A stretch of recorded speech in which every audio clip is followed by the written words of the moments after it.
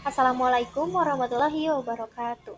Halo teman-teman semuanya, di sini kita dari kelompok 8 yaitu kelompok Pancasilais. Di sini kita akan mempresentasikan hasil tugas kami terkait resensi buku atau jurnal tentang gaya kepemimpinan masa kini dan masa depan.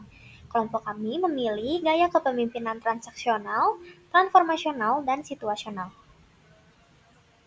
Kelompok 8 sendiri di sini ada Anna Febriantri Utami, lalu saya sendiri Anna Desfitrianti, serta ada Sherla Anugrah Sukma Putri. Dalam era globalisasi dan digitalisasi yang semakin pesat, kebutuhan akan kepemimpinan yang efektif dan adaptif menjadi sangat mendesak. Perubahan lingkungan bisnis, teknologi, sosial, dan juga politik menuntut pemimpin masa kini dan masa depan untuk tidak hanya memiliki kemampuan manajerial yang kuat, tetapi juga kemampuan untuk beradaptasi dan memotivasi timnya dalam menghadapi tantangan yang terus berkembang. Dalam konteks ini, memahami berbagai gaya dan tipe kepemimpinan adalah hal yang esensial untuk mengembangkan strategi kepemimpinan yang efektif. Banyak penelitian dan literatur yang telah mengidentifikasi berbagai gaya kepemimpinan seperti kepemimpinan transaksional, transformasional, dan situasional. Setiap gaya kepemimpinan memiliki karakteristik kelebihan dan kekurangannya masing-masing, serta dapat diterapkan dalam situasi dan kondisi yang berbeda. Oleh karena itu, memahami dan menganalisis berbagai gaya kepemimpinan ini dapat memberikan wawasan yang berharga bagi para pemimpin di berbagai sektor termasuk pemerintahan dan swasta. Gaya kepemimpinan transaksional misalnya dikenal dengan pendekatan berbasis penghargaan dan hukuman yang bertujuan untuk mencapai hasil yang spesifik dan meningkatkan kinerja jangka pendek.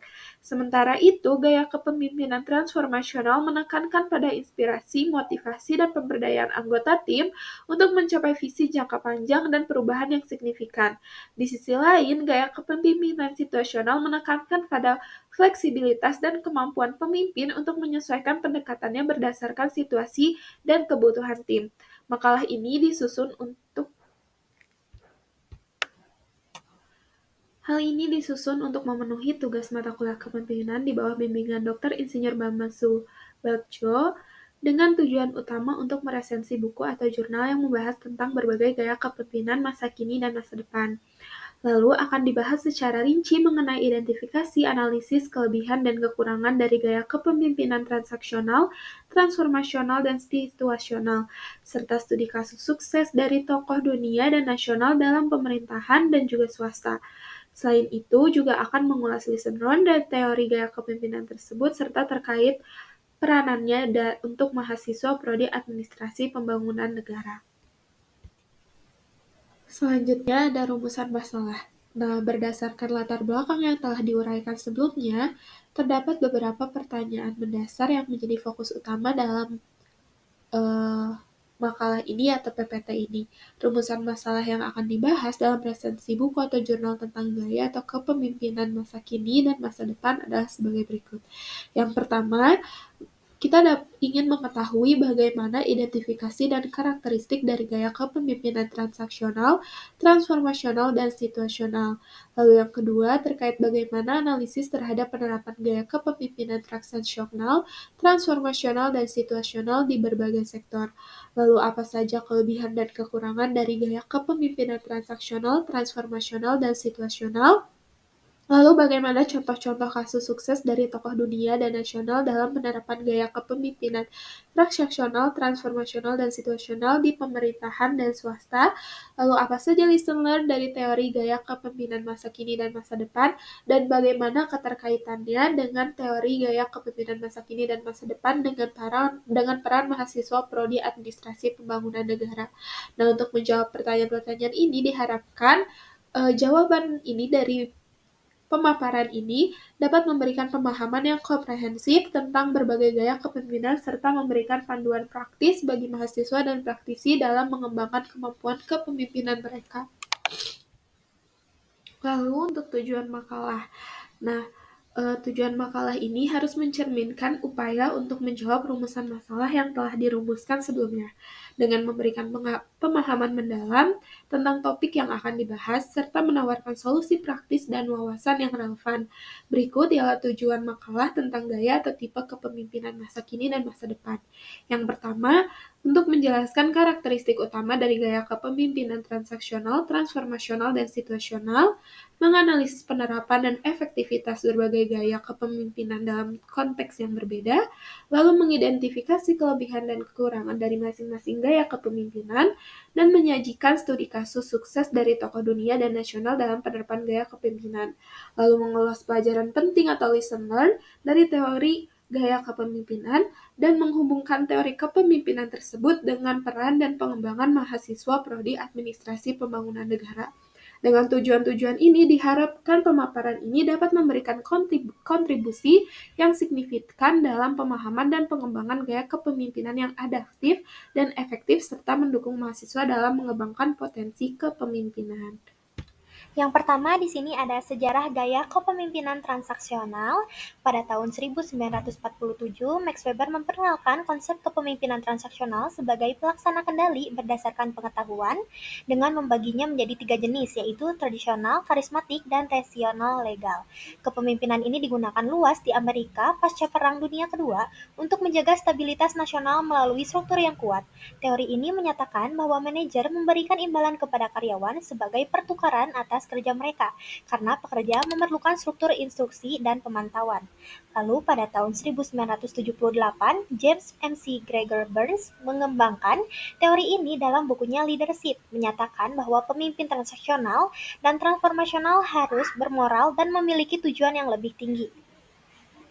Dimulai dari mengidentifikasi gaya kepemimpinan transaksional. Gaya kepemimpinan ini paling sesuai untuk masa kini dan masa depan karena memungkinkan adanya struktur dan kontrol yang jelas dalam sebuah organisasi.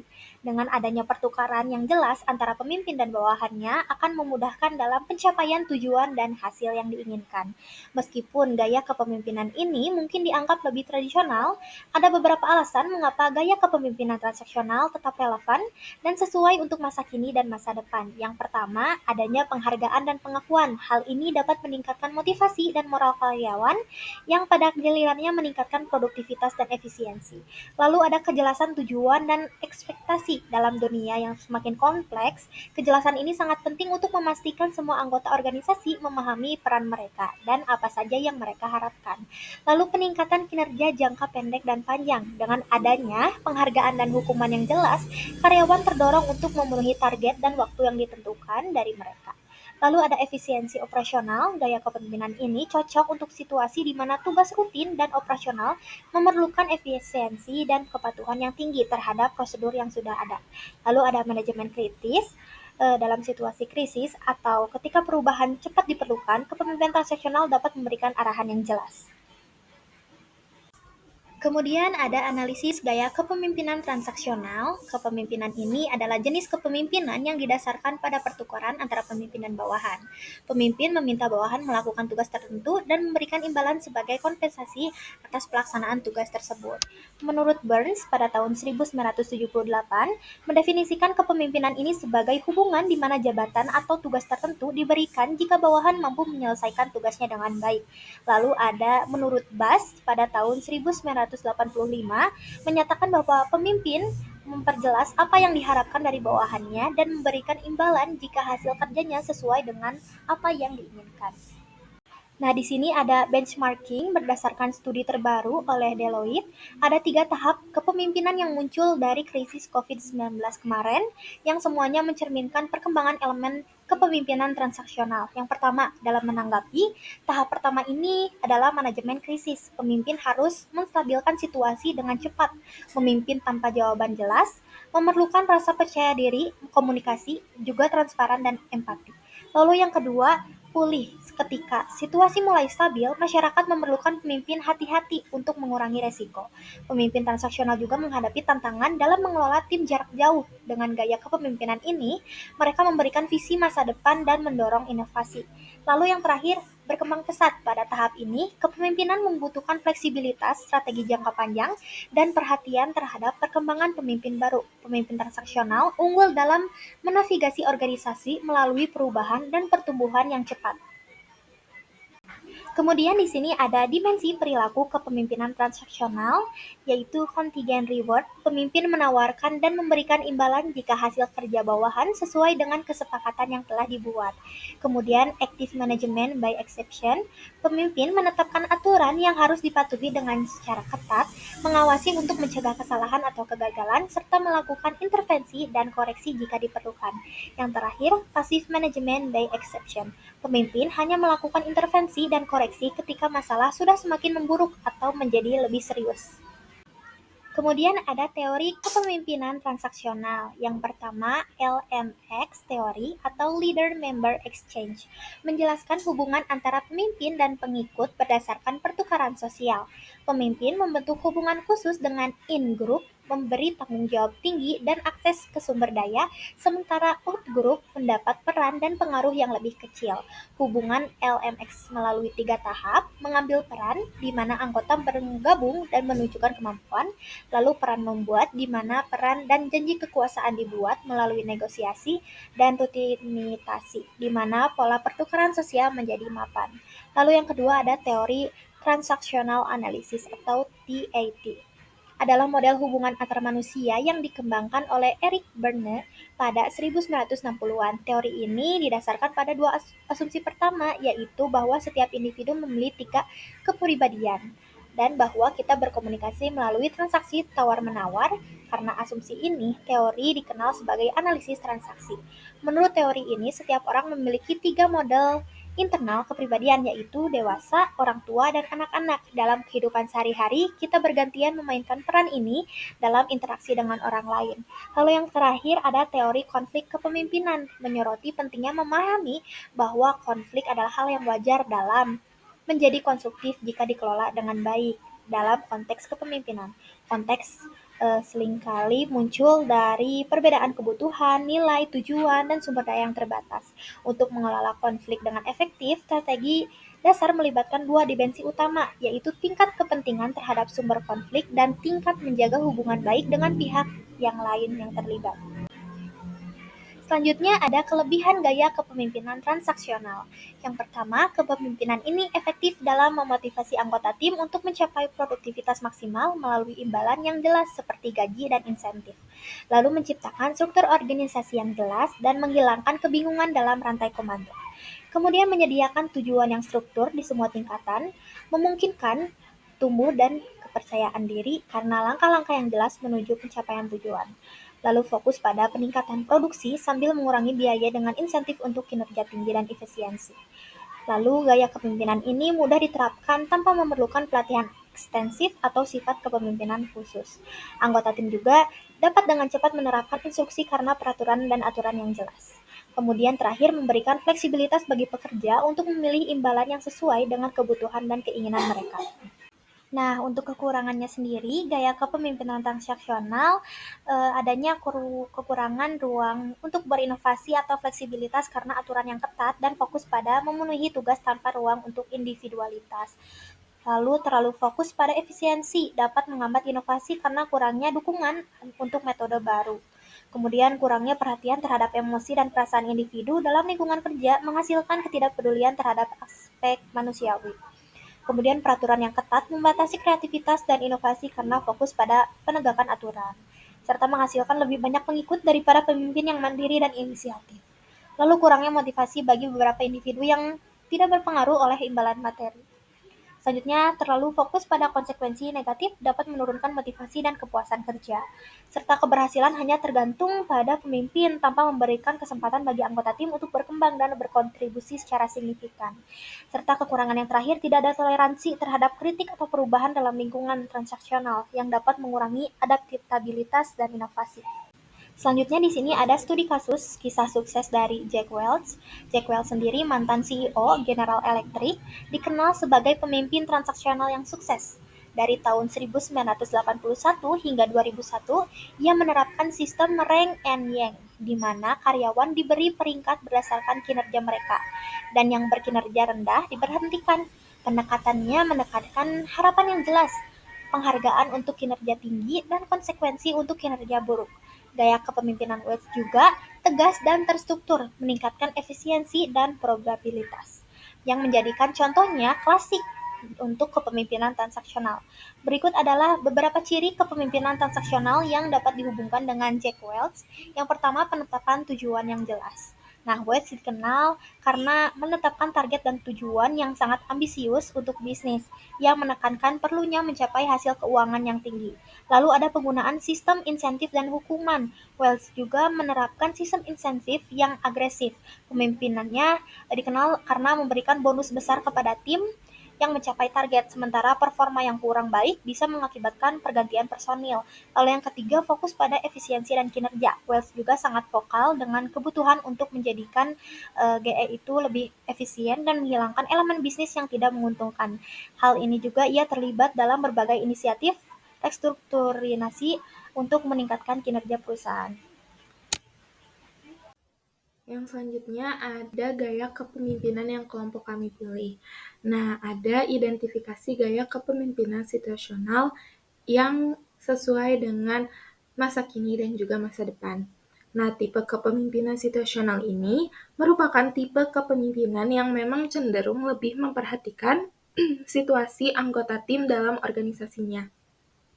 Seorang pemimpin yang memiliki tipe kepemimpinan situasional akan melakukan analisis atau identifikasi terhadap anggotanya agar dapat memberikan instruksi yang sesuai dengan situasi yang terjadi di dalam organisasi yang sedang ia pimpin.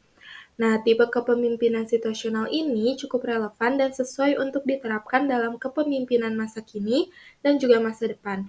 Karena seiring berkembangnya zaman dan waktu sehingga diperlukannya kesesuaian untuk memimpin sesuai dengan situasi yang terjadi dari masa ke masa. Dengan demikian, tipe kepemimpinan situasional ini juga dapat menjadi salah satu pendekatan yang relevan dan sesuai untuk diterapkan dalam kepemimpinan masa kini dan masa depan karena memberikan ruang bagi pemimpin untuk beradaptasi dengan perubahan dan memperhatikan kebutuhan individu atau anggota tim dalam upaya mencapai kesuksesan bersama.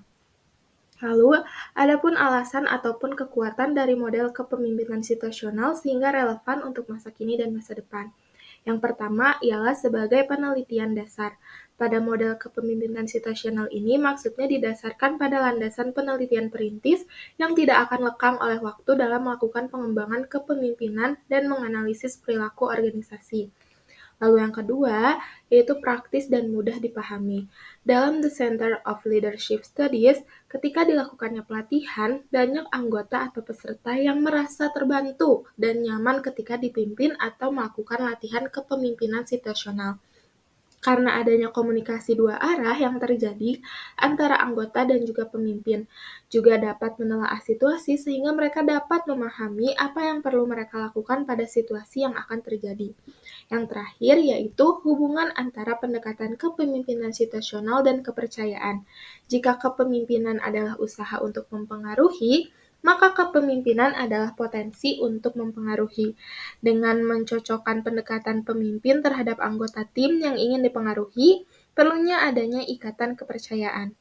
Namun, jika pengikut melihat seorang pemimpin melakukan upaya sadar untuk menjelaskan pendekatan mereka berdasarkan tugas demi tugas dari waktu ke waktu, kepercayaan akan terbentuk dan ketika kepercayaan sudah terbangun, pemimpin mempunyai potensi yang lebih besar untuk mempengaruhi masa depan secara efektif.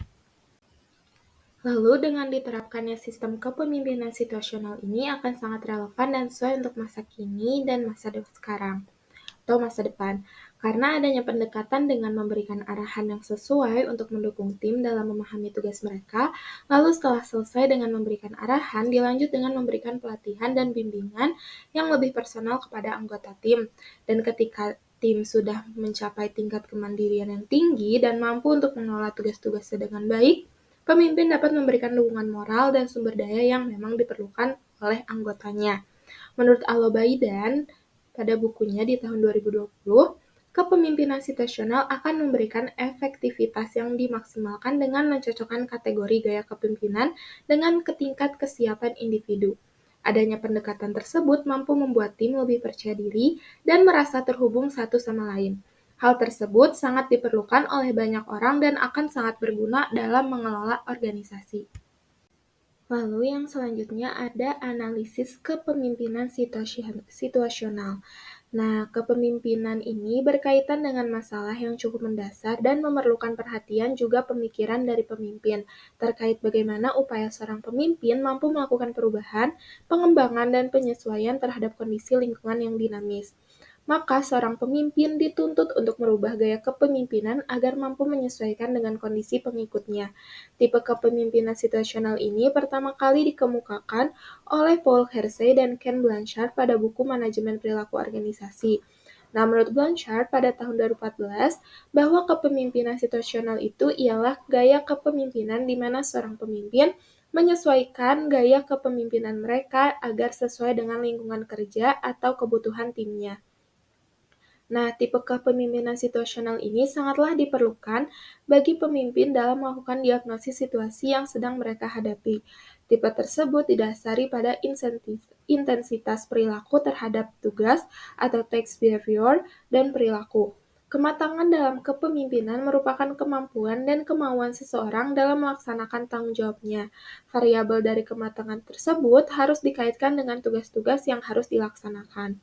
Nah, adapun menurut Blanchard, tingkat kesiapan seseorang atau kelompok dapat dikelompokkan menjadi 4 kelompok, dimulai dari D1 yang paling rendah sampai level kesiapan yang tinggi terdapat pada level D4. Nah, ini untuk tim anggota. Nah, di antaranya yang pertama, ada D1 sebagai pemula yang antusias. Pada kelompok ini berisikan karyawan pemula yang baru, bekerja ataupun memulai karirnya. Kelompok ini biasanya memiliki motivasi dan antusias yang tinggi, namun memiliki kompetensi yang rendah. Lalu yang kedua, ada D2 sebagai pembelajar yang memiliki kecil hati. Kelompok tersebut memiliki kompetensi dasar yang cukup baik, namun karena beberapa hambatan, mereka merasa tidak percaya diri dalam melakukan pekerjaannya. Hal tersebut dipicu dengan mereka merasa sudah bekerja cukup lama namun belum mencapai kompetensi yang baik dan bahkan belum berhasil. Lalu yang ketiga ada D3, mampu tapi berhati-hati. Nah, pada tahap ini, kelompok sudah memiliki kompetensi yang baik, tetapi motivasi dan level komitmen mereka masih belum stabil seperti kadang naik, kadang juga turun. Nah, untuk yang D4 bisa diandalkan dengan pencapaian yang baik. Tahap ini kelompok karyawan sudah memiliki kompetensi yang sangat baik dan sudah menunjukkan performance yang konsisten sehingga motivasi dan komitmen mereka juga cukup tinggi dalam melakukan pekerjaannya. Lalu, selain tingkat kesiapan anggota kelompok atau organisasi, dalam kepemimpinan situasional juga, seorang pemimpin perlu untuk menyesuaikan gayanya dalam setiap level maturity bahwa setiap anggota harus didekati dengan gaya yang berbeda. Maksud level maturity ini adalah kesiapan dan kematangan seorang pemimpin dalam menyesuaikan gaya kepemimpinannya terhadap anggota. Nah, terdapat 4 gaya kepemimpinan dari kepemimpinan situasional dari S1 sampai S4, yaitu ada S1, directing atau telling. Nah, gaya kepemimpinan ini cenderung lebih mengarahkan atau memberi perintah pada bawahan, namun pemimpin tidak banyak meluangkan waktu untuk berdiskusi dengan bawahan dan komunikasi. Banyak dilakukannya oleh satu arah, seperti hanya pemimpin yang memberikan arahan kepada tim, seperti dan memberikan informasi apa saja yang harus dilakukan dan kapan dan di mana aktivitas tersebut harus dilakukan. Lalu ada S2, coaching atau selling, merupakan kombinasi dari mengarahkan dan mendukung anggota tim. Pemimpin masih mendominasi komunikasi dengan memberikan instruksi dan arahan, namun pemimpin sedikitnya meluangkan waktu untuk melakukan komunikasi dengan bawahan. Lalu yang selanjutnya ada S3, supporting atau participation. Nah, pada gaya ini, pemimpin lebih banyak menggali dan melakukan diskusi tentang masalah atau peluang yang akan dihadapi oleh bawahannya. Pemimpin mulai membiarkan bawahan untuk turut berpartisipasi dengan solusi atau ide. Lalu yang terakhir, ada S4 atau delegating. Pada gaya ini, pemimpin hanya sedikit meluangkan waktu dan hanya mengarahkan dan mengajak diskusi bawahannya. Pemimpin hanya akan sesekali datang untuk menanyakan progres pekerjaan. Nah, dapat dilihat dari gambar yang sudah tertera, untuk menyesuaikan development level pada bawahan dengan gaya kepemimpinan seorang pemimpin. Pada gambar tersebut dapat diketahui bahwa pemimpin harus menyesuaikan gaya kepemimpinannya S dengan tingkat kesiapan anggota timnya atau D. Jika bawahan dalam tingkat kesiapan rendah atau D1, maka seorang pemimpin perlu untuk menyesuaikan gaya kepemimpinannya dan gaya yang sesuai yaitu directing atau telling atau S1 karena pada tahap ini bawahan masih mengambang dan belum memiliki potensi. Lalu pada level kesiapan D2, bawahan sudah memiliki kompetensi, hanya saja mereka masih kurang percaya diri sehingga pemimpin perlu memberikan gaya kepemimpinan coaching atau selling atau S2 dan itu akan lebih efektif untuk memberikan pelatihan dan dukungan bagi bawahan. Nah, untuk bawahan yang sudah berada pada level D3, mereka sudah memiliki kompetensi yang cukup tapi komitmen mereka rendah karena merasa kontribusi mereka masih belum maksimal. Tapi pemimpin tidak perlu untuk memberikan instruksi, hanya lebih mengutamakan diskusi yang akan membantu mereka untuk memecahkan masalah dan menemukan solusi sehingga pemimpin dapat menyesuaikan dengan memberikan gaya kepemimpinan atau S3 yaitu supporting atau participation. Nah, yang selanjutnya yang terakhir, pada level di mana karyawan memiliki kompetensi dan komitmen yang baik dan maksimal, yaitu D4, maka gaya kepemimpinan yang efektif untuk anggota tim ialah S4 atau delegating yang akan diterapkan oleh seorang pemimpin. Lalu yang selanjutnya ada terkait kelebihan dan kekurangan dari tipe kepemimpinan situasional. Yang pertama, untuk kelebihan dari tipe kepemimpinan situasional, yaitu yang pertama dapat atau mudah dimengerti. Nah, maksudnya pada prinsip dan dasar dari tipe kepemimpinan dari situasional ini sudahlah sangat jelas. Dengan memahami 4 gaya kepemimpinan situasional dan 4 tingkat kedewasaan, pemimpin mampu mengevaluasi tim dan memilih pendekatan yang paling sesuai untuk mereka dan tugas yang ingin diselesaikan. Karena teori kepemimpinan situasional sangat mudah dipahami, maka dapat digunakan dalam berbagai situasi. Lalu yang kedua ada berpusat pada karyawan. Nah, maksudnya kepemimpinan situasional ini bersifat unik karena berpusat pada karyawan atau anggota tim, yang dimana pemimpin situasional harus mengenal anggota timnya dan mengevaluasi tingkat kematangan mereka sebelum memutuskan gaya kepemimpinan mana yang akan dipraktekkan kepada anggotanya, dan merupakan tanggung jawab mereka untuk berubah agar sesuai dengan tim mereka daripada mengharapkan anggota tim mereka berubah agar sesuai dengan pemimpinnya. Lalu yang terakhir ada meningkatkan kolaborasi. Nah, pemimpin situasional tidak membuat timnya gagal. Terkadang seorang pemimpin menilai kematangan tim dan memutuskan bahwa pendekatan, menceritakan atau menjual adalah yang terbaik. Dalam kasus lain, mereka memutuskan bahwa tim tersebut lebih matang dan dapat menangani pendekatan berpartisipasi atau mendelegasikan. Dalam situasi sebelumnya, pemimpin telah memutuskan bahwa tim memerlukan lebih banyak arahan dan mereka perlu melakukan lebih banyak pembicaraan. Mereka tidak menempatkan timnya pada posisi yang banyak berkolaborasi ketika mereka belum siap. Dalam situasi terakhir, pemimpin telah memutuskan bahwa tim memiliki keterampilan atau kemauan untuk menangani tugas tertentu. Karena mereka mampu melakukan hal tersebut, pemimpin dapat mengambil langkah mundur dan memberi mereka kesempatan untuk bekerja sama menyelesaikan sesuatu. Lalu yang selanjutnya ada dari kekurangan tipe kepemimpinan situasional. Nah, untuk yang pertama, membutuhkan banyak hal dari pemimpin. Maksudnya karena kepemimpinan situasional memerlukan banyak hal dari mereka yang bertanggung jawab, hal ini mungkin tampak menakutkan pada awalnya untuk bagi seorang pemimpin pemula. Meskipun kerangka kerja relatif sederhana, namun tetap memerlukan banyak ketelitian dan penelitian terhadap detail yang mungkin terasa sulit bagi pemimpin baru karena harus menganalisis karyawan mereka. Lalu yang kedua, seperti yang sudah disebutkan, sulitnya menilai karyawan. Karena pada tipe kepemimpinan situasional ini, yang dimana seorang pemimpin perlu untuk menganalisis dan menyesuaikan gaya kepemimpinannya terhadap bawahannya sehingga terkadang mendapatkan kesulitan ketika harus meneliti bawahannya satu persatu. Yang terakhir, tim berjuang dengan pergeseran yang berkelanjutan, karena tim harus menyesuaikan dengan keadaan zaman yang dimana akan berubah dari masa ke masa, sehingga pemimpin dan tim perlu untuk memikirkan upaya atau solusi untuk bisa beradaptasi dengan pergeseran. Yang selanjutnya ada terkait tokoh dunia yang sukses dalam memimpin organisasi.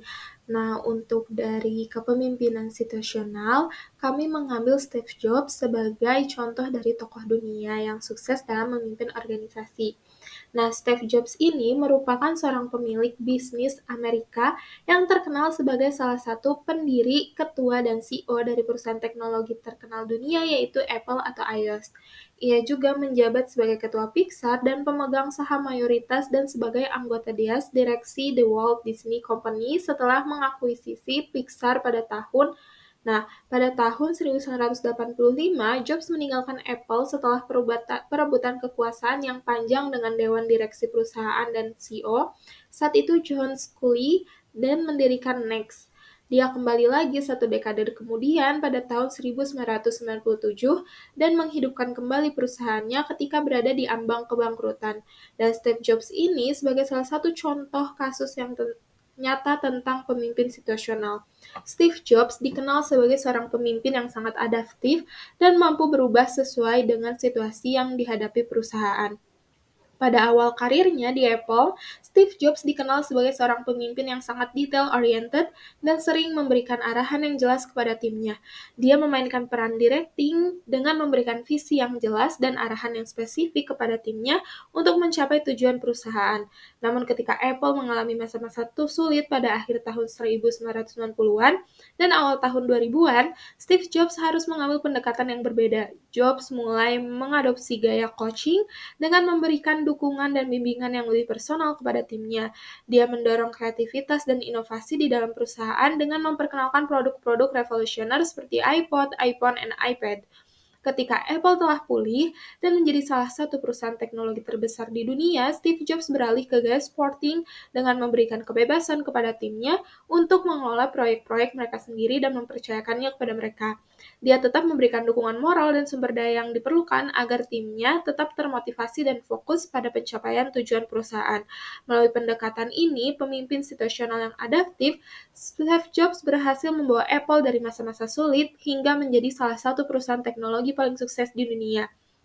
Pendekatan ini menunjukkan betapa pentingnya pemimpin untuk dapat beradaptasi dengan cepat terhadap perubahan situasi dan kebutuhan tim untuk mencapai kesuksesan jangka panjang.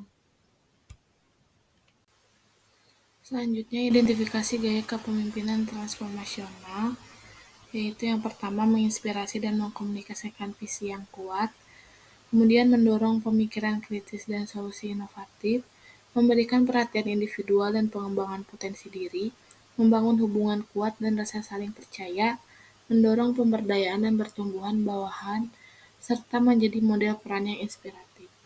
Gaya kepemimpinan transformasional memiliki kekuatan yang kuat dalam mempengaruhi dan memotivasi anggota tim untuk mencapai kinerja yang tinggi dan pertumbuhan pribadi. Dengan menjadi contoh yang inspiratif, mengkomunikasikan visi yang menarik, mendorong pemikiran kreatif, dan memberikan perhatian individual, pemimpin transformasional dapat menciptakan lingkungan kerja yang positif dan produktif. Menurut Bas dan Reggio, terdapat 4 dimensi utama dalam gaya kepemimpinan transformasional. Yang pertama, ada pengaruh ideal atau idealis influence.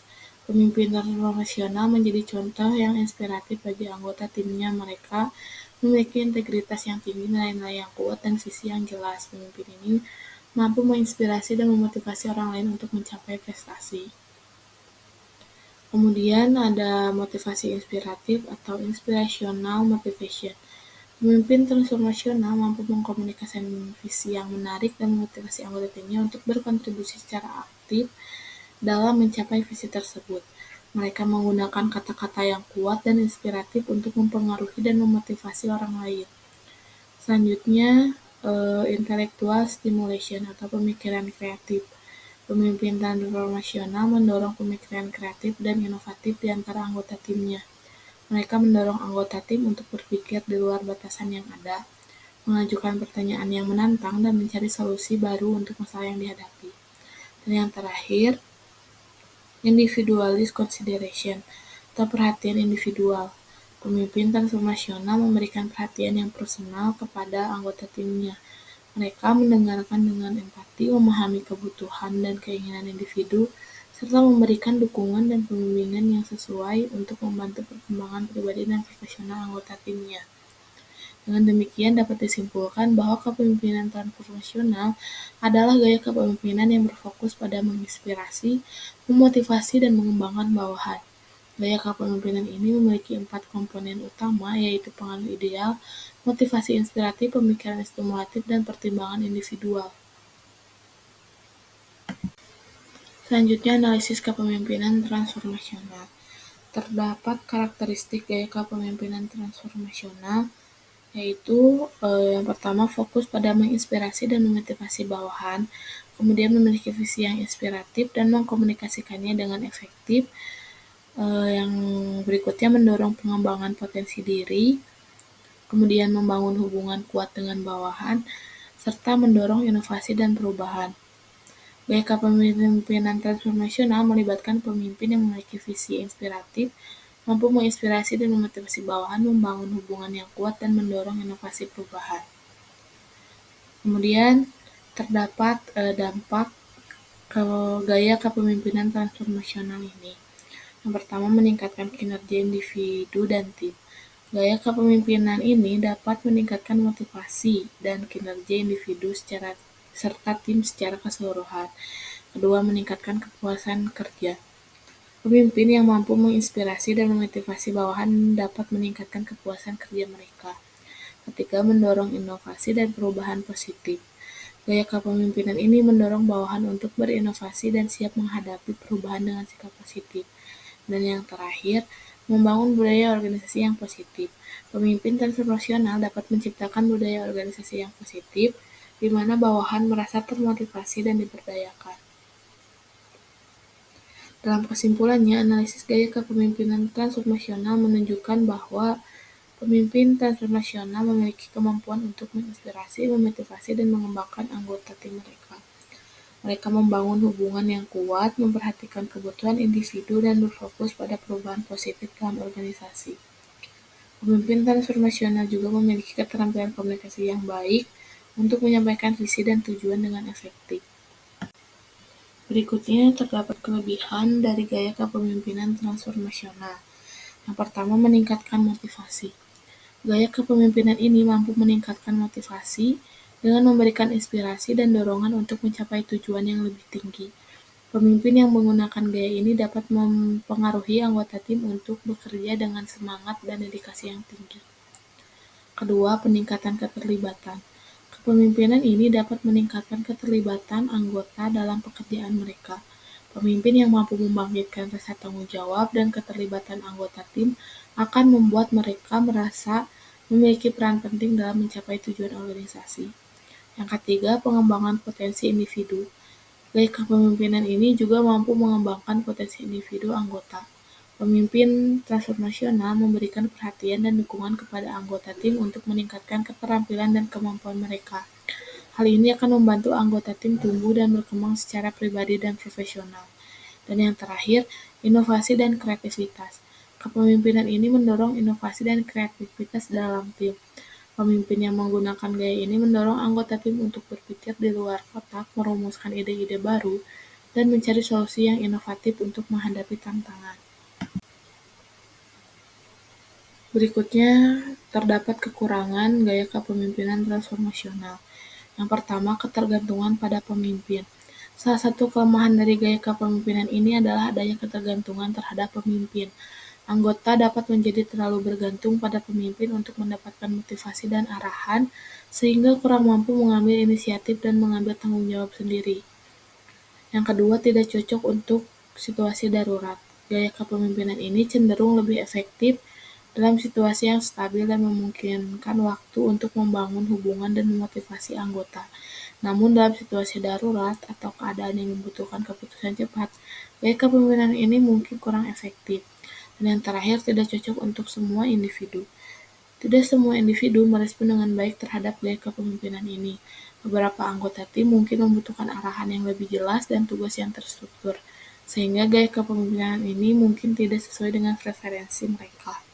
Selanjutnya terdapat studi kasus sukses dari tokoh dunia ataupun nasional dalam pemerintahan dan swasta dengan cara mereka menggunakan gaya kepemimpinan transformasional. Gaya kepemimpinan ini telah terbukti efektif menginspirasi dan memotivasi orang-orang untuk mencapai kinerja yang luar biasa.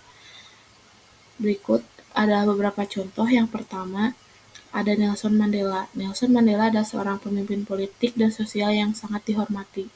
Melalui gaya kepemimpinan transformasionalnya, ia mampu menyatukan bangsa Afrika yang terbelah secara rasial dan membawa perubahan yang signifikan bagi negaranya. Mandela berhasil menginspirasi rakyatnya untuk berjuang demi kesetaraan dan keadilan, dan melalui kepemimpinannya yang karismatik, ia mendorong transformasi sosial yang membawa perdamaian dan rekonsiliasi. Yang kedua ada Steve Jobs. Steve Jobs adalah pendiri Apple Inc. yang dikenal karena inovasinya yang revolusioner di industri teknologi. Gaya kepemimpinan transformasional Jobs ditandai dengan visi yang kuat, keberanian untuk berpikir di luar kotak, dan kemampuannya untuk mengilhami dan memotivasi timnya. Melalui kepemimpinannya, Apple berhasil menciptakan produk-produk yang mengubah dunia seperti iPhone, iPad, dan Mac. Jobs juga dikenal karena kemampuannya dalam menciptakan budaya perusahaan yang kreatif dan inovatif. Dan yang terakhir ada Joko Widodo. Pak Jokowi adalah Presiden Indonesia yang saat ini menjabat. Melalui gaya kepemimpinan transformasionalnya, Jokowi telah menginisiasi berbagai program pembangunan yang bertujuan untuk meningkatkan kesejahteraan rakyat Indonesia. Ia mendorong inovasi, efisiensi, dan transparansi dalam pemerintahan. Jokowi juga dikenal karena kemampuannya dalam berkomunikasi dengan masyarakat secara langsung dan mendengarkan aspirasi mereka. Gaya kepemimpinannya yang berfokus pada pemberdayaan masyarakat atau rakyat telah memberikan dampak positif dalam pembangunan infrastruktur dan sektor ekonomi di Indonesia. Dengan mempelajari dan mengambil inspirasi dari studi kasus sukses ini, kita dapat belajar bagaimana gaya kepemimpinan transformasional dapat membawa perubahan positif dalam konteks pemerintahan dan swasta. Berikut adalah beberapa lesson learned yang dapat dijadikan panduan bagi pemimpin saat ini dan masa depan. Yang pertama, pemimpin masa kini dan masa depan harus fleksibel dan mampu beradaptasi dengan perubahan cepat dalam lingkungan bisnis global. Fleksibilitas memungkinkan pemimpin untuk menavigasi tantangan yang tidak terduga dan memanfaatkan peluang baru dengan cepat. Lalu yang kedua, teori kepemimpinan modern seperti transformasional menekankan pentingnya nilai dan etika. Pemimpin harus memiliki integritas, transparansi, tanggung jawab sosial untuk membangun kepercayaan dan kredibilitas dengan tim dan pemangku kepentingan. Lalu yang ketiga, kepemimpinan harus fokus pada pengembangan dan pemberdayaan karyawan, memberikan kesempatan untuk pertumbuhan profesional dan mendukung pengembangan keterampilan akan meningkatkan motivasi dan kinerja karyawannya. Lalu yang terakhir, mengelola konflik dengan efektif adalah keterampilan penting bagi pemimpin. Dengan memahami berbagai strategi mengelola konflik dan menerapkannya dengan tepat akan membantu menjaga hubungan baik dalam tim dan memastikan produktivitas tetap tinggi. Selanjutnya, pemahaman mendalam tentang berbagai teori gaya kepemimpinan masa kini dan masa depan sangat relevan dan bermanfaat dalam mengembangkan kemampuan kepemimpinan mahasiswa HPN. Berikut adalah beberapa keterkaitan antara teori-teori tersebut dengan peran mahasiswa HPN. Yang pertama, mahasiswa dapat mempelajari bagaimana memberikan insentif dan penghargaan kepada pegawai negeri yang berprestasi serta menerapkan sanksi yang tepat untuk pelanggaran guna meningkatkan efisiensi dan efektivitas birokrasi. Yang kedua, mahasiswa perlu belajar bagaimana mengembangkan visi yang kuat dan mampu menginspirasi serta memotivasi bawahan untuk mencapai tujuan jangka panjang yang berdampak positif bagi masyarakat. Yang ketiga, mahasiswa harus menguasai kemampuan ini untuk dapat merespon secara efektif terhadap berbagai tantangan di lapangan. Lalu yang keempat, mahasiswa harus memahami bahwa keputusan yang mereka buat sebagai pemimpin publik tidak hanya berdampak pada organisasi mereka, tetapi juga pada masyarakat luas. Terakhir, kesimpulannya dari analisis yang dilakukan terhadap gaya kepemimpinan transaksional, transformasional, dan situasional dapat disimpulkan bahwa setiap gaya kepemimpinan memiliki karakteristik, kelebihan, dan kekurangan masing-masing. Pemimpin yang efektif adalah mereka yang mampu menggabungkan elemen-elemen dari berbagai gaya kepemimpinan, tergantung pada konteks dan tujuan organisasi. Dengan memahami kelebihan dan kelemahan dari setiap gaya kepemimpinan, pemimpin dapat menjadi lebih fleksibel, adaptif, dan efektif dalam mengelola tim dan mencapai tujuan organisasi. Sekian presentasi dari kelompok kami. Terima kasih atas perhatiannya. Maaf bila ada salah-salah kata. Apakah ada saran atau feedback? Terima kasih teman-teman semuanya.